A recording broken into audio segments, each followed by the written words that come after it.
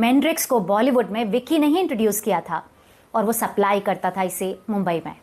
वो बॉलीवुड के लोगों को दुबई बुलाता था, एक से एक महंगे गिफ्ट देता था। ममता कहती है कि किसी को उसने महंगी घड़ी दी थी, किसी को गाड़ी दी थी, किसी को हीरो का हार दिया था और किसी को सोने की मोटी चेन दी थी।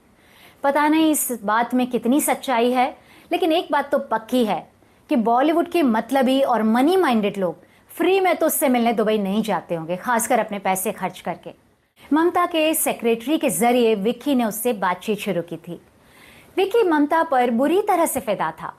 हालांकि ममता के पिछले दीवाने और बॉयफ्रेंड टीनू वर्मा, छोटा राजन और फिल्म मेकर राजकुमार संतोषी की तरह ही विक्की भी शादीशुदा और बच्चों वाला आदमी था। इस पर ममता ने एक इंटरव्यू में खुद बताया था कि जब विक्की ने उसे प्रपोज किया था तो उसने ये कह के उसका प्रपोजल ठुकरा दिया था कि तुम एक मैरिड मैन हो, मेरा तुम्हारा क्या फ्यूचर है। लेकिन विक्की ने वही कहा जो कि हर शादीशुदा आदमी सिंगल लड़की या औरत को फुसलाने के लिए कहता है। विक्की ने कहा कि उसके अपनी पत्नी से रिश्ते बहुत खराब हो चुके हैं, उनका रिश्ता सिर्फ हाउसमेट की तरह रह गया है, दोनों एक बेडरूम में भी नहीं सोते, वगैरह वगैरह। आखिर अकेली पड़ चुकी ममता कुलकर्णी उसकी बातों में आ गई और उसके प्यार में भी पड़ गई। विक्की ड्रग्स मैन्युफैक्चरिंग के केस में दुबई में गिरफ्तार हो गया और वो जेल में चला गया था। तब तक किसी को ममता और विक्की के अफेयर के बारे में नहीं मालूम था। चाइना गेट कंट्रोवर्सी के बाद ममता से बॉलीवुड के लोगों ने धीरे धीरे किनारा कर लिया था। उसे फिल्में मिलनी बंद हो गई थी। इसकी दो वजह थी। एक तो ममता का नाम मोस्ट वांटेड अंडरवर्ल्ड डॉन छोटा राजन से जुड़ चुका था और अंडरवर्ल्ड से जुड़े लोगों से बॉलीवुड के लोग धीरे धीरे किनारा करने लगते थे, क्योंकि क्राइम ब्रांच का बहुत प्रेशर था। दूसरा कारण था कि ममता ने एक बड़े फिल्म मेकर पर कास्टिंग काउच के मुद्दे पर उसके खिलाफ मुंह खोला था। कोई भी औरत फिल्म ही नहीं, किसी भी इंडस्ट्री में आदमी के शोषण के खिलाफ आवाज उठाती है तो मर्दों से डोमिनेटेड होने वाली इंडस्ट्री में लोग उसे कंट्रोवर्शियल का टैग देके अलग थलग कर देते हैं, उसे काम नहीं करने देते, क्योंकि वो खुद भी यही कर रहे होते हैं। बॉलीवुड में तो ज्यादातर हीरोइंस चुपचाप खामोशी से कॉम्प्रोमाइज कर लेती हैं और जो नहीं करती तो साइडलाइन कर दी जाती हैं। लेकिन खुलकर बोलने की हिम्मत किसी में नहीं होती, खासकर पहले तो बिल्कुल भी नहीं होती थी। ममता काफ़ी बोल लड़की थी तो वो सब कुछ बोल देती थी।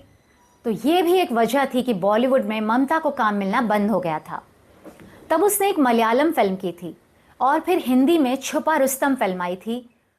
2003 में ममता एक बांग्ला फिल्म में भी दिखाई दी जिसका नाम था शेष वंशोद्धार। ममता का बॉलीवुड से पैकअप हो रहा था। हिंदी की कभी हम कभी तुम उसकी आखिरी फिल्म थी। जैसा कि कई एक्ट्रेसेस चाहे साउथ की हों, बॉलीवुड की हों या टीवी की हों, जिस्म फरोशी से भी जुड़ जाती हैं या जुड़ी होती हैं, तो ममता कुलकर्णी का नाम भी इसमें आया। ममता अपने घर की अकेली कमाने वाली थी, शायद यही वजह रही होगी।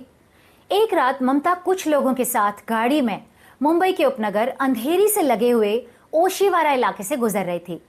अचानक उसे शक हुआ कि वो लोग सही नहीं हैं। उसने गाड़ी से उतरने की कोशिश की, उन लोगों ने उसे नहीं जाने दिया, तो सिग्नल पर ममता ने शोर मचा दिया कि वो लोग उसे किडनैप करके ले जा रहे हैं।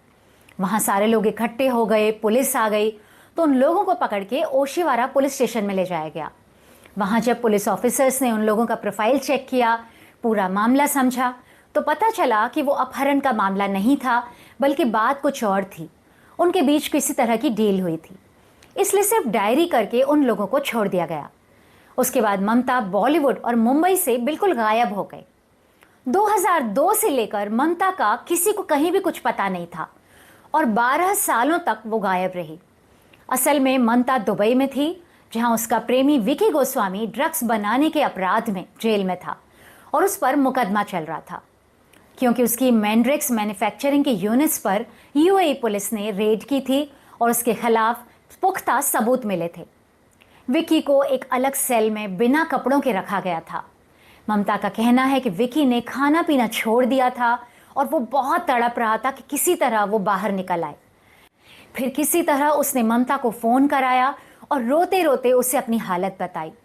ममता कहती है कि विक्की ने उसे बताया कि उस पर अपराध कबूल करने के लिए दबाव डाला जा रहा है। सुनते ही ममता सब कुछ छोड़ छाड़ के उसके पास दुबई पहुंच गई। वहां ममता को विक्की से मिलने जाते वक्त किसी ने पहचान लिया और ये बात मीडिया में छप गई। अपराध साबित होने पर विक्की को 25 साल की सजा दी गई। विक्की के दुबई में 3 होटल भी थे जो कि उसके जायज़ यानी लीगल बिजनेस थे। उन्हें ममता ने संभालना शुरू किया। मुंबई में वैसे भी उसके पास कोई काम नहीं था। मुंबई पुलिस की जानकारी के मुताबिक ममता ने वहां विक्की को जल्दी रिहा कराने के लिए 2012 में जेल में ही उससे शादी की। यह खबर दक्षिण अफ्रीका के अखबार मेल एंड गार्डियंस में छपी थी। विक्की के ड्रग्स का कारोबार पहले साउथ अफ्रीका में फैला हुआ था और वहां गिरफ्तार होने से पहले वो भाग निकला था, इसलिए वहां का मीडिया उसे फॉलो कर रहा था।